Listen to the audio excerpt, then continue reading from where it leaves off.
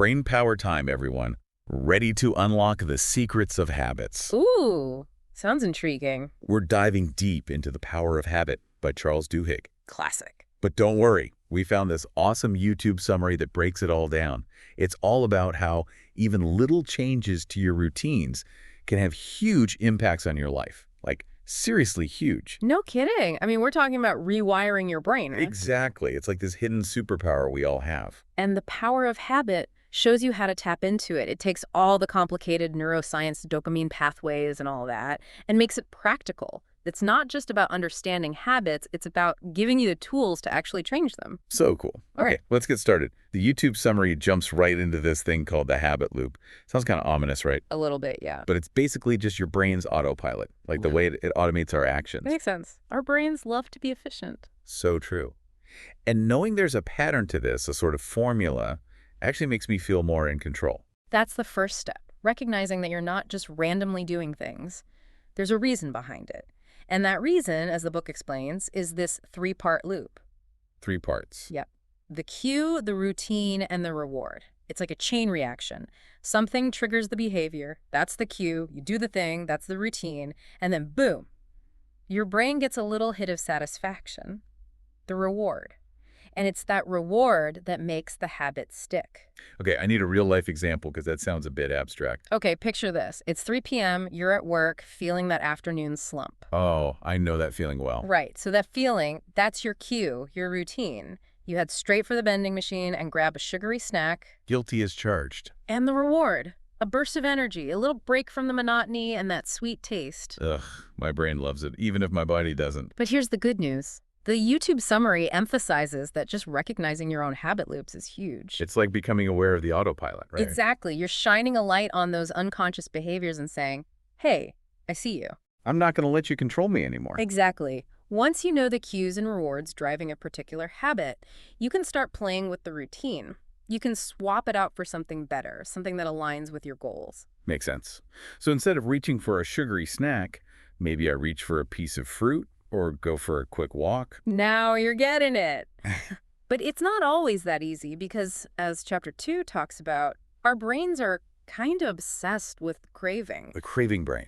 Yeah, that idea that cravings are the engine behind habit formation is kind of scary. It's like we're programmed to seek out those little dopamine hits, even if it's bad for us. Cravings can definitely hijack your best intentions. But think about this. If you can trigger a craving for the positive feelings associated with a good habit, you've basically hacked the system. Okay, so instead of craving a sugar rush, I need to start craving a feeling of accomplishment after a workout. Exactly. Let's say you're trying to establish a daily exercise routine. Your cue could be arriving home from work. Instead of hitting the couch, you change into your workout gear. The routine is the exercise itself and the reward. Endorphins, a sense of accomplishment, stress just melting away. You're literally rewiring your brain to crave those good feelings. Yeah, so I'm like training my reward system to want those positive feelings instead of the quick fix. You got it. Visualization can be super helpful here. Imagine yourself after that workout feeling energized, proud of yourself. Tap into those sensations. The more vivid you make it, the more your brain will start to anticipate and crave them. It's like giving my brain a taste of the good stuff so it starts to seek it out. That's amazing. All right, I'm feeling pumped.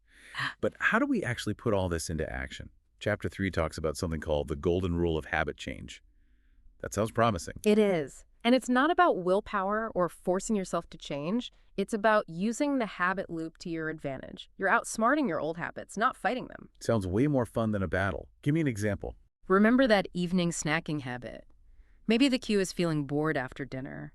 The routine is grabbing chips, and the reward is that temporary distraction. Yep, I know that routine all too well. The golden rule says, keep the cue and the reward, but change the routine. So instead of chips, I go for a walk, call a friend, read a book. Exactly. Experiment with new routines that still satisfy that need for distraction or comfort.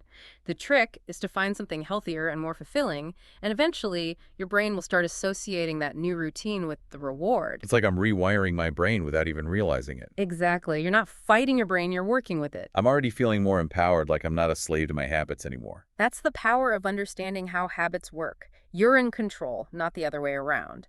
And when you realize that, you can start to shape your behaviors and ultimately your life in a way that feels good. Totally. Speaking of shaping our lives, Chapter 4 introduces this concept of keystone habits. Oh, yeah. Keystone habits are the game changers. These are the habits that don't just change one little thing. They have this ripple effect across other areas of our lives. They're like the foundation of a strong, positive life. They set off a chain reaction of positive changes, impacting everything from your productivity to your relationships, even your sense of well-being. Okay, now I need an example. What's a keystone habit that could really transform things? Let's say you decide to make daily meditation your keystone habit. Meditation. Yep. 10 minutes each morning. That's the routine. Now think about the potential ripple effects. Improved focus, reduced stress, better decision-making, you become more self-aware, and so much more. And it's not just like fluffy stuff, there's actual science behind it. Meditation has a real impact on the brain. Wow, 10 minutes a day leading to all that. Sign me up. But how do I know if I've found iCrow keystone habit? It's not about finding the perfect habit. It's about finding one that aligns with you, your values, and your goals.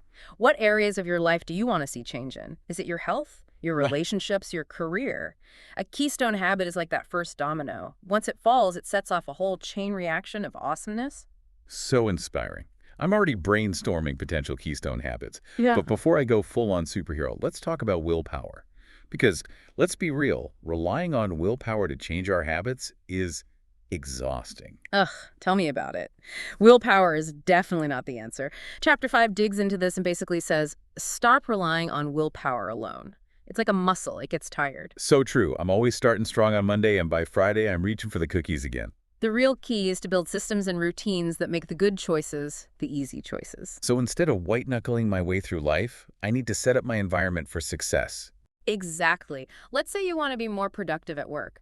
Instead of relying on willpower to resist social media, you establish a morning routine where you plan your day, prioritize tasks, and maybe even batch similar tasks together. That way, you're not constantly battling distractions. You're already set up for success. So smart. It's like outsmarting my brain before it even has a chance to get distracted. Okay, this is all making so much sense. I am loving this deep dive into the power of habit. Me too. It's so fascinating how these tiny changes can have such a big impact on our lives. And this is just the beginning. I know, right? We've got a lot more to unpack, so stay tuned. We'll be right back after a quick break. You know, it's funny how these same habit principles, they apply to bigger things too. Totally. I was just thinking about that. The power of habit goes beyond just personal habits, right? It talks about organizational habits, like in companies and stuff. And one thing that really caught my attention was this idea of using crises to make positive changes. It seems kind of counterintuitive, doesn't it? It does it first, but think about it. When a crisis hits, it shakes things up. It disrupts all those old routines and patterns. Like a reset button, almost. Exactly. And when the old ways aren't working anymore, it opens up space for something new to emerge. So a leader who understands this could actually use a crisis as a chance to make some real, lasting improvements. Totally. Imagine a company going through a big restructuring. It can be pretty unsettling. For sure. But it also creates an opportunity for the leadership to model new behaviors, things like transparency and collaboration and adaptability. So instead of just reacting to the crisis, they can use it as a chance to create a whole new, more positive way of doing things. Exactly. That's the power of understanding habits. You're not just a victim of circumstance. You know? You can actually use your knowledge of how habits work to shape the situation. Okay, this is blowing my mind, but let's zoom out even further. Chapter 7, The Symphony of Movements, talks about habits and social change. This is where things get really exciting. Right. It's all about how small actions, repeated consistently, can lead to massive shifts in society. The book uses the Montgomery bus boycott as an example, and it's so powerful. Can we talk about that? Of course. It's a perfect illustration of how the habit loop can play out on a huge scale. So how does the habit loop explain something as big as the Montgomery bus boycott? Well, think about it. The cue was the constant injustice of segregation.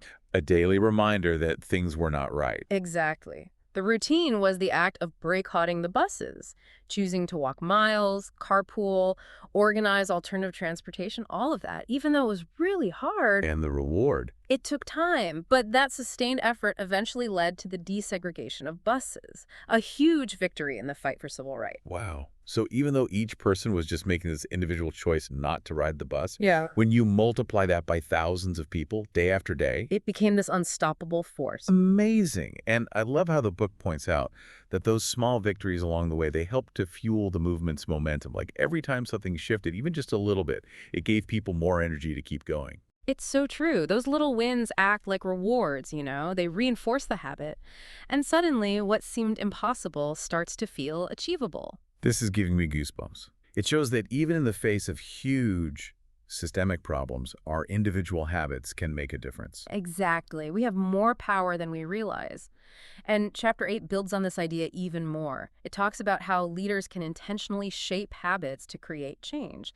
The book uses the example of Saddleback Church and how they grew so quickly. A church. How does that fit in with habit formation? Well, Saddleback Church tapped into this basic human need for connection, for belonging, for something bigger than ourselves, and they created a system that made it easy for people to experience those things. So what was the habit loop in this case? The cue was that feeling of wanting more, of wanting connection and purpose. Okay. The routine was all the things you do at church, right? Attending services, joining small groups, participating in outreach programs. Those actions strengthen those feelings of belonging. And the reward. A profound sense of community, of being part of something meaningful, and that feeling reinforced the habit, made people want to keep coming back for more. Wow.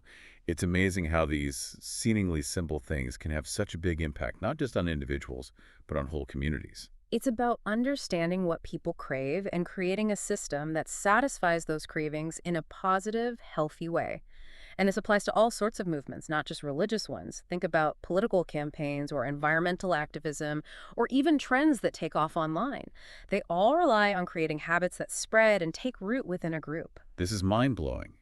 But it also makes me wonder, if habits are so powerful, if they can shape everything from our personal lives to social movements, what does that mean for free will? Right. Are we really in control of our choices? That's the big question, isn't it? And thankfully, the power of habit doesn't shy away from it.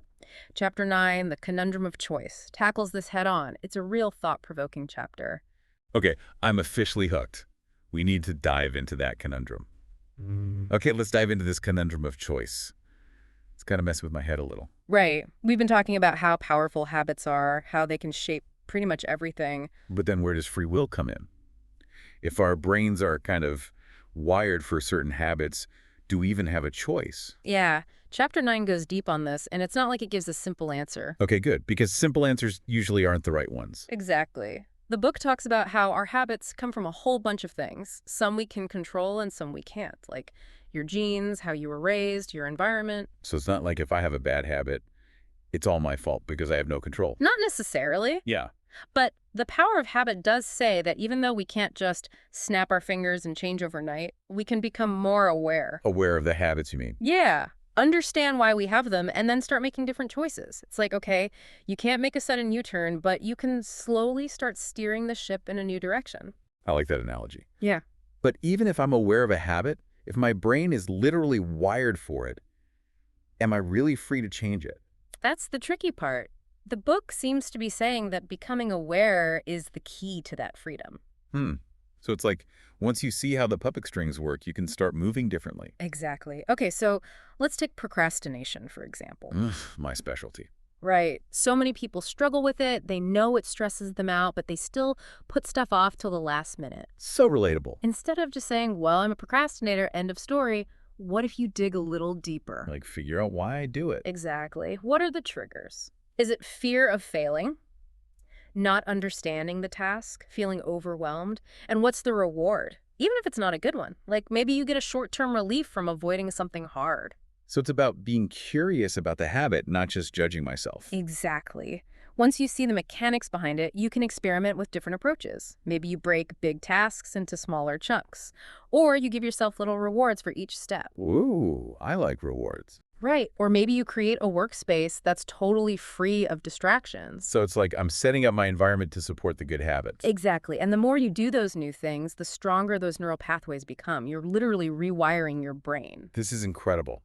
It makes changing habits feel way less scary. Like, it's not a battle. It's more like I'm training my brain. That's a great way to think about it, but it does take time and effort, right? It's not like you flip a switch. Definitely. And there will be times when I mess up, when I fall back into the old patterns. For sure. But the key is to not give up. View those slip-ups as learning experiences. Like, okay, that didn't work. What can I try differently next time? Exactly. This is so important, especially in a world that's all about instant gratification. It's a reminder that real change takes time and effort, and we need to be patient with ourselves. Yes. And also remember that we're not just robots, you know? We do have the power to change, to shape our habits. And when we do that, we're shaping our whole lives, our relationships, our communities, everything. Mind blown. This deep dive has been incredible. I know, right? The power of habit really gives you a whole new perspective. It does. It's like we've been given this awesome toolkit, and now we can go out and build the lives we want. Exactly. Well, this has been amazing. Thank you so much for sharing all your insights. My pleasure. It's always fun to geek out about habits. And to all our listeners out there, we hope you found this deep dive inspiring. Remember, even the smallest changes can add up to huge results over time. So, what one habit will you choose to focus on today? Keep those habit muscles strong, everyone.